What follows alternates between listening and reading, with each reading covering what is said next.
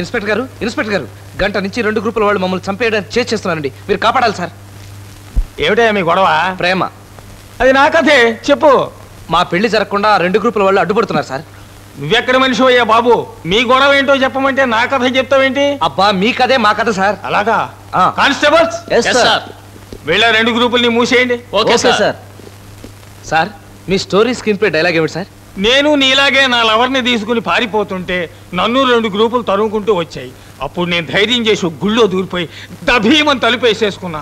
ఆ చీకట్లో పోదారి మమ్మల్ని చూసి అదిరిపడ్డాడు. చీకటి కదా, మిమ్మల్ని చూసి దడుచుకుని ఉంటాడు. నో, ఆయన దడుచుకున్నది నన్ను చూసి కాదు, నా లవర్ని చూసి. ఆ అమ్మాయి అంత భయంకరంగా ఉంటుందా? నేను లేవ తీసుకొచ్చింది ఆయన కూతుర్ని. అయ్యయ్యో. నన్ను తరువుకొచ్చిన 2 గ్రూపుల్లోనూ ఒకటి మా నాన్న గ్రూపు, ఒకటి మా అమ్మ బ్యాచ్. తన బంధువుల్లో పిల్లనే చేయాలని మా నాన్న, తన బంధువుల్లో పిల్లనే చేయాలని మా అమ్మ. నేను వీళ్ళిద్దరినీ కాదని పూజారి గారి అమ్మాయితో లేచిపోయా.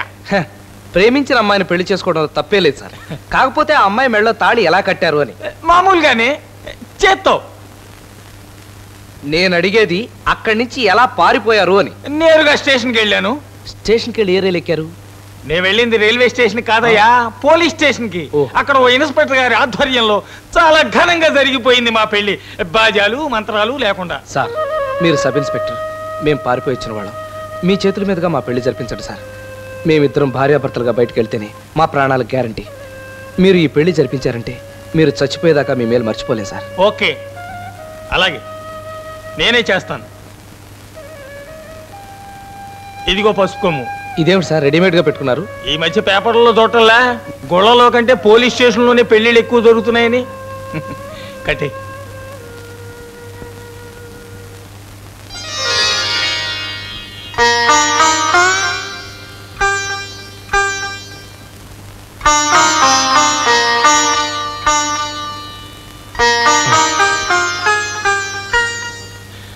God bless you. ఇది 28వ. ఈ నెంబర్ ఏమిటి సార్? నా సర్వీసులో చేసిన పెళ్లి. ఓహో.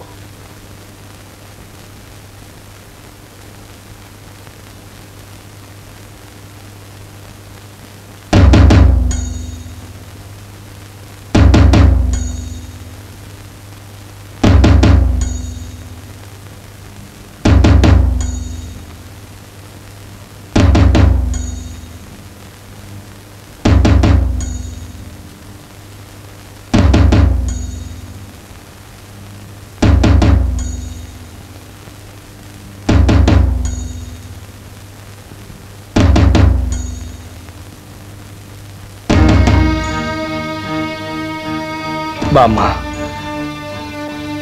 నీ ప్రాణాలని నా మీద పెట్టుకున్నావు. నాకు తెలుసు, నా కాల్లో ముళ్ళు గుచ్చుకుంటే నీ కంట్లో గుచ్చుకున్నంతగా విలవిల్లాడిపోతావు. నాకు అది తెలుసు. బామ్మ, నా భవిష్యత్తు గురించి ఎన్నెన్నో బంగారు కళ్ళ కన్నావు.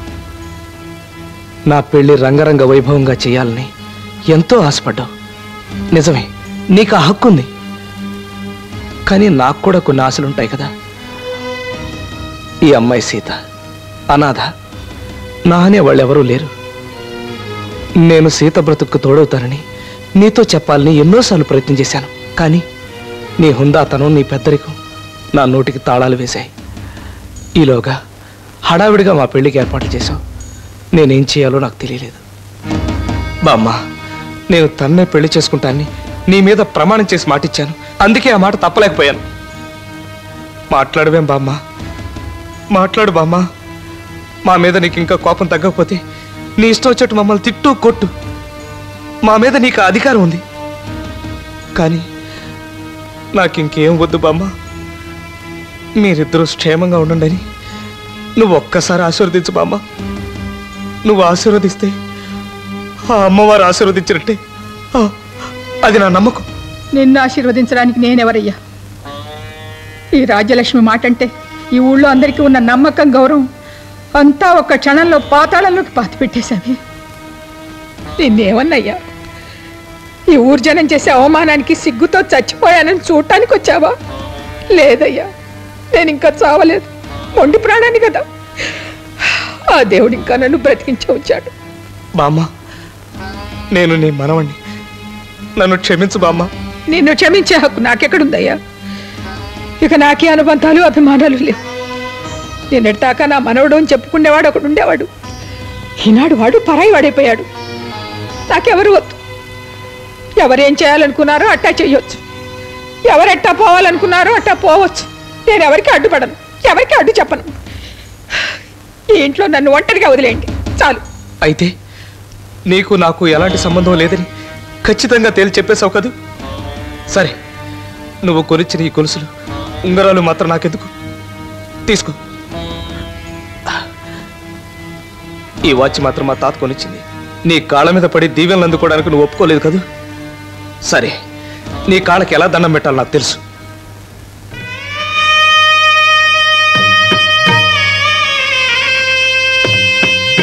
నీ పాదాలకు కాకపోయినా నీ పాదరక్షలకు దండం పెట్టుకుంటా బామ్మ.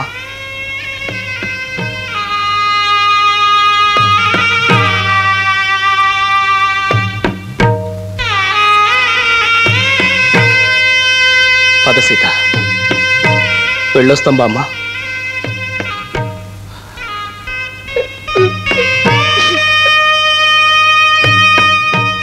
బామ్మ, ఈ ఇల్లు వదిలి నేను వెళ్ళినా నా మనసు వదిలి నువ్వు ఎక్కడికి వెళ్ళలేవు.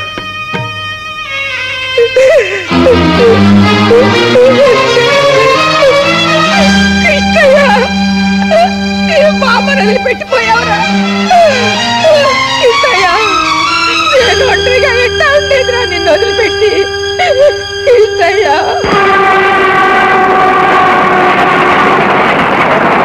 ఈ వాచి తాకట్టు పెట్టుకుని 100 రూపాయలు? అరే భలేబడివయ్యా, ఇది వాచియా? వట్టి సున్నం డబ్బా. కావాలి అంటే 25 రూపాయలు ఇస్తాం. చాలా కష్టాల్లో ఉన్నాను, చూసివ్వండి. అరే అందుకే కదయా మీకు 25 రూపాయలు ఇస్తున్నాం మేం. సరే. అచ్చా ఏ లేవు.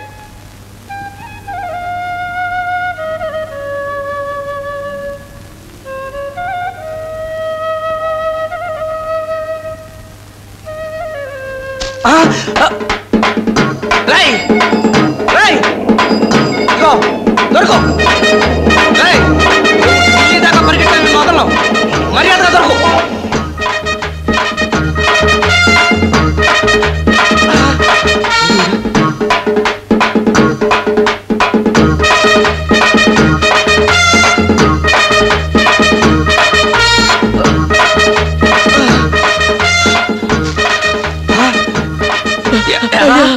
చేతిలో ఉన్నది గద్దలా తనుగుపోతావా పక్షి వెదవా నిన్ను? అయ్యా తిన్నా కొట్టండయ్యా, అన్నం తిని 10 రోజులైంది, ముందు తిన్నయండి అయ్యా.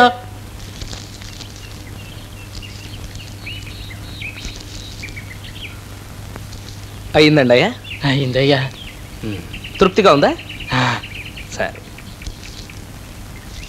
చూడు, నా దగ్గర బ్యాలెన్స్ 2 రూపాయలు ఉంది. టిఫిన్ చేసావు కదా, టీ తాగి మంచి కిళ్ళి వేసుకో. సిగరెట్ అలవాటు ఉందా? ఉందయ్యా. వెరీ గుడ్, అది కూడా కలుసుకో. మా రాజా. రాజా నేను, టెన్షన్ పెట్టద్దు. ఏమండి, మీరు వెళ్ళిన చోట పని దొరికిందా? ఆఫీస్లో ఉన్న వాళ్ళకే పని లేదు, ఇక్కడ పనిలేవి ఖాళీ లేవు, బయటకు పొమ్మన్నారు. నీకు విషయం తెలుసా? నన్ను అసలు ఆఫీస్లోకి రానివ్వలేదు. నన్ను లోపలికి రానిచ్చారు కానీ పని లేదన్నారు. నువ్వు చీర కట్టుకున్నావు కదా, నేను ప్యాంట్ షర్టు వేసుకున్నాను. ప్యాంటు షర్ట్ వేసుకుని ఏం లాభం లేండి, పని దొరకలేదు కదా. ఇంతకీ రాత్రికి ఎక్కడున్నావు? సీత, నీకు విషయం తెలుసా? నాకు పని దొరికినా దొరకకపోయినా ఈ రాత్రికి మనం ఉండడానికి మాత్రం ఒక అందమైన అద్భుతమైన ఇల్లు దొరికింది. నిజంగా? అదే మన ప్రేమ్ నగర్. ఎక్కడా? అటు చూడు. అదా, చాలా బాగుంది. ఎలా కనిపెట్టారా? నేనా? వాస్కో డిస్కో గామా కనిపెట్టాడు. అసలు వాడు ప్రపంచాన్ని కనిపెట్టినప్పుడు దీంట్లోనే వచ్చి ఉంటాడు. దా, ఇల్లు చూపిస్తాను.